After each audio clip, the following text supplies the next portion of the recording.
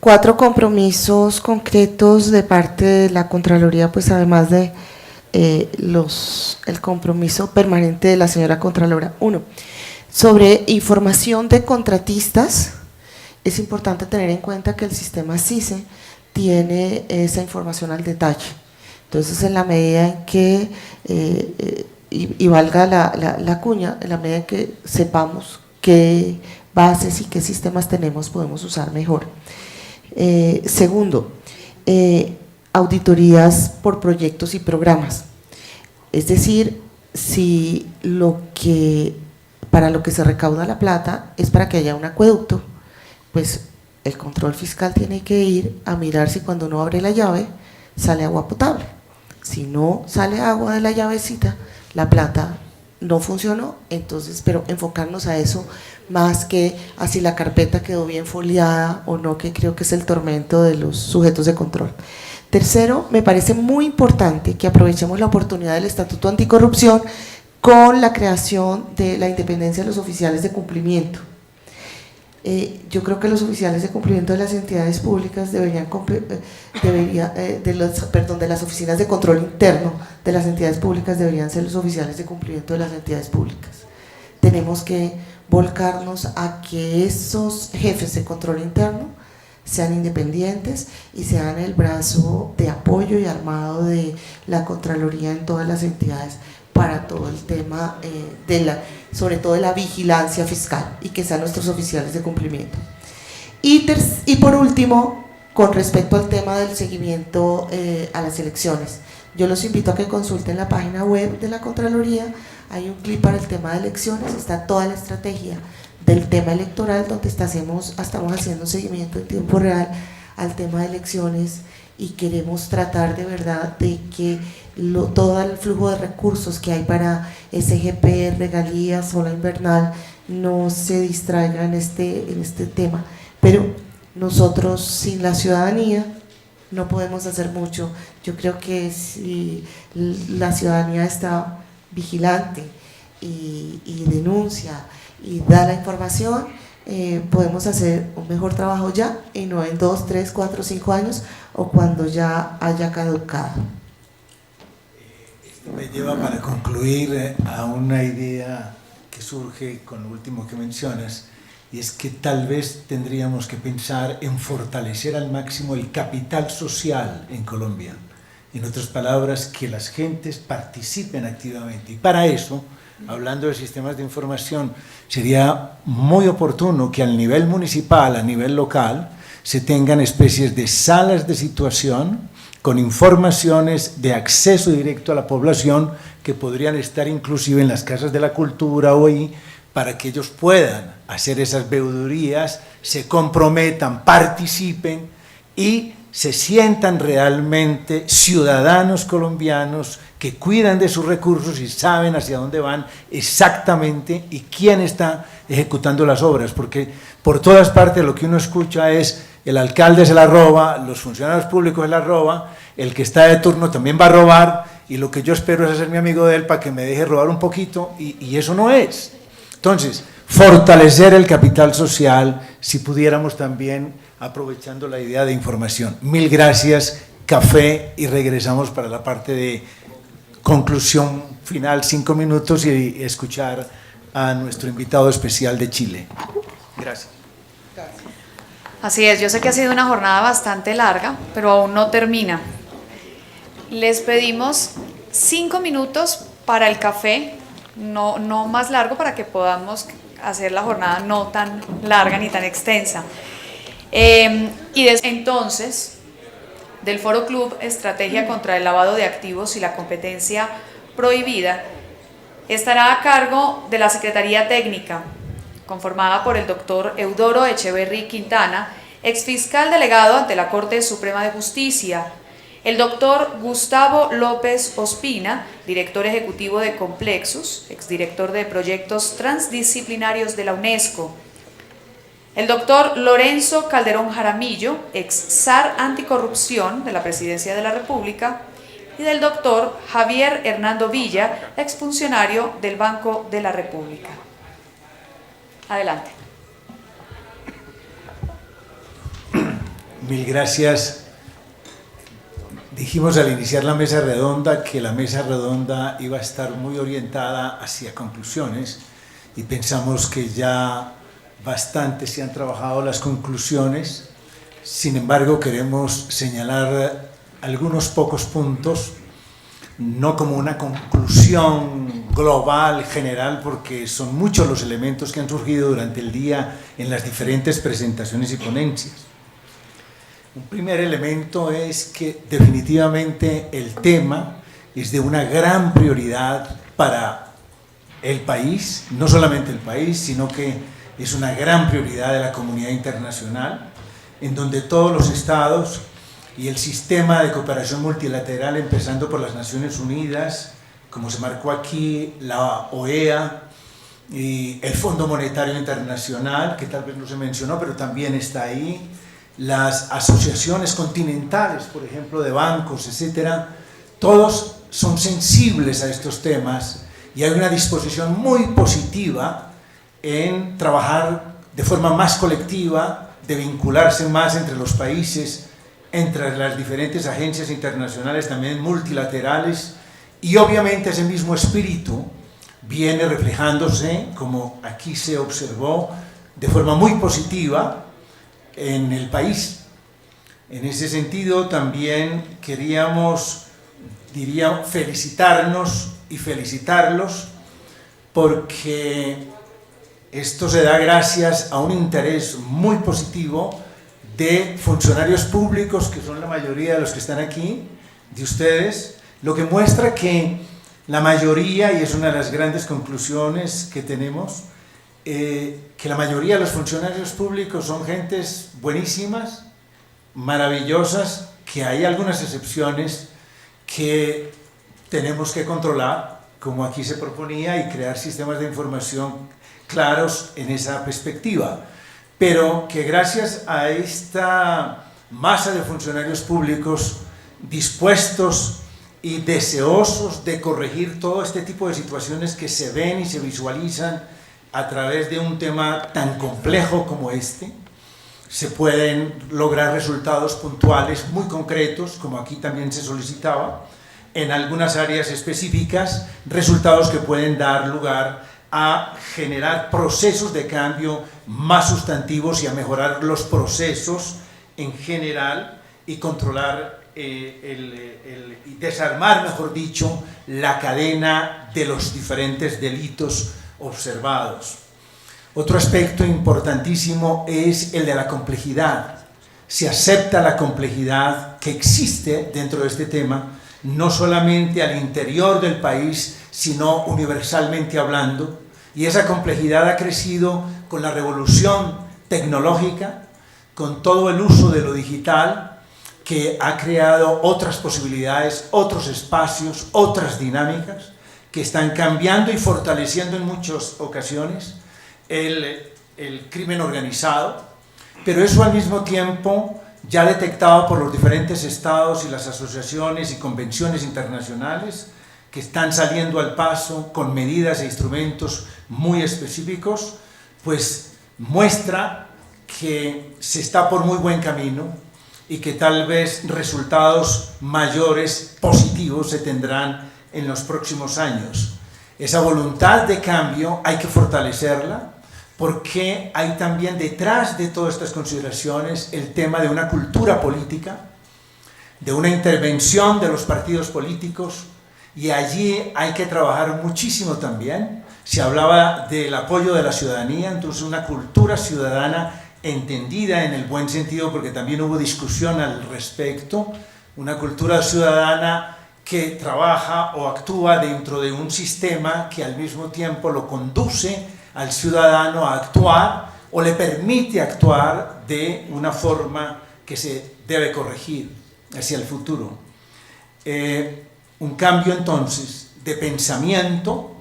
es importantísimo, y allí el religar las actuaciones de las distintas instituciones, religar conocimientos, religar experiencias y restablecer las conexiones perdidas o establecerlas cuando necesarias. En otras palabras, estamos obligados todos, y aquí cada una de las instituciones así lo mostró, su apertura para ir de encuentro a las demás y al mismo tiempo establecer una gran colaboración. Algunas palabras claves serían esas: la de asumir responsablemente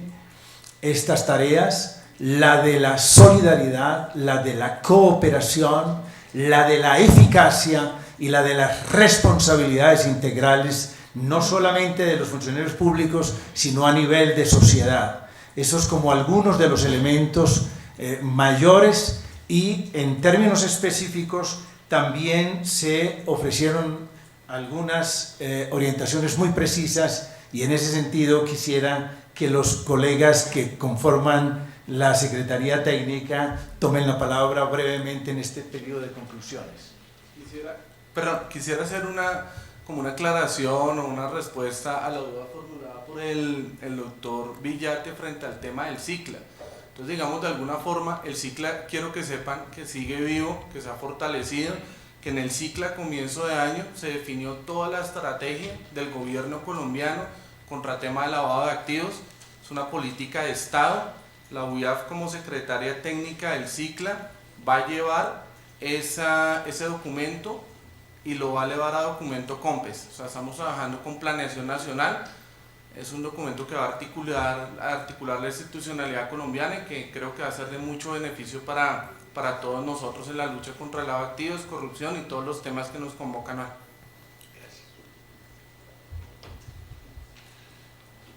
Damas y caballeros, con su venia me voy a atrever a formular unas conclusiones de lo que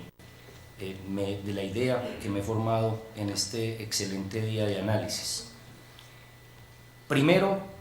creo que hay una formación de masa crítica y una evolución de la opinión en Colombia respecto al fenómeno de corrupción. Pasamos de abordar el tema de la corrupción desde escenarios como, por ejemplo, el pequeño soborno, la pequeña corrupción, a entrar a identificar claramente que el problema de corrupción es un problema de delincuencia organizada, y como problema de delincuencia organizada impone necesariamente estrategias organizadas para atacar ese fenómeno.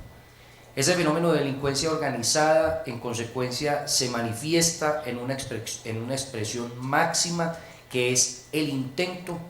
de esas organizaciones por capturar el Estado,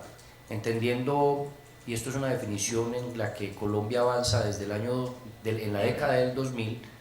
en esta primera década, y es entendiendo por captura del Estado como la capacidad que tienen los grupos legales o ilegales de interés de incidir en las decisiones del Estado como tal. En ese orden de ideas, una segunda conclusión que me atrevería a ofrecer es que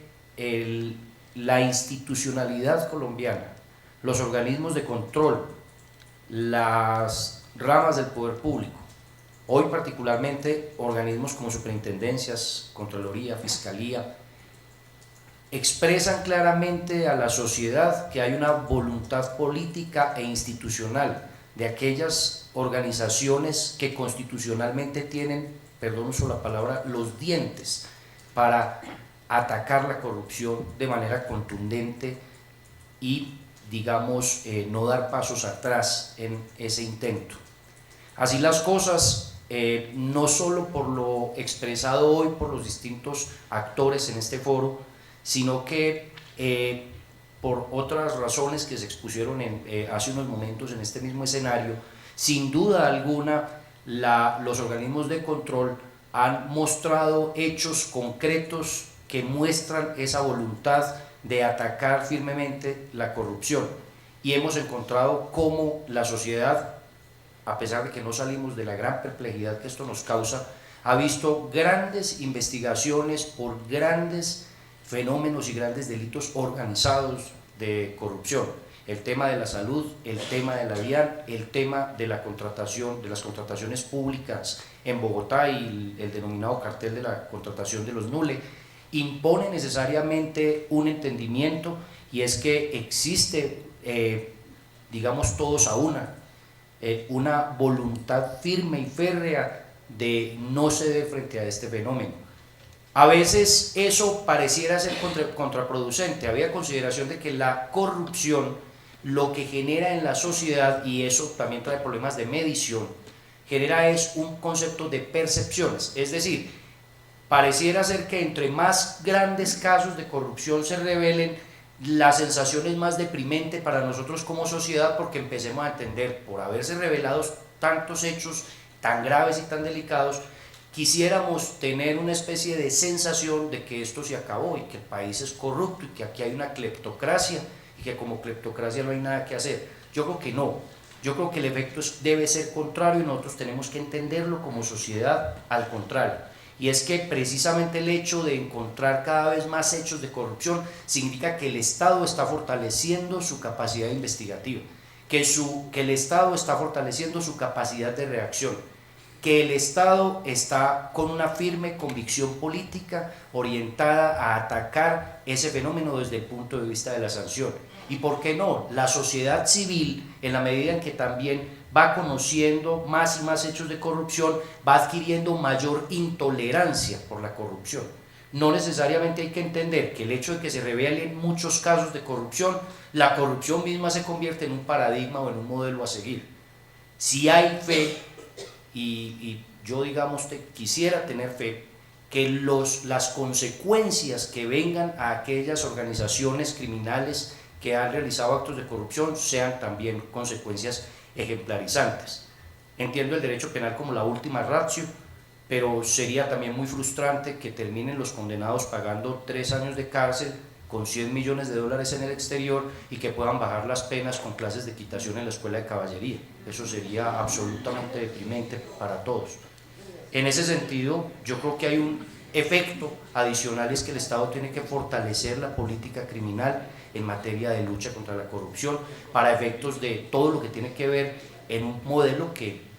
en esto ya no entro en detalle, simplemente yo no lo comparto, que es el sistema acusatorio en la forma como se ha venido aplicando en Colombia, que amerita pues digamos una discusión abierta que es necesario dar y que eso le corresponde más a la academia y a la sociedad y al mundo de los penalistas al cual yo no pertenezco. Hay unos excelentes penalistas que me han contado a mí que el tema es difícil.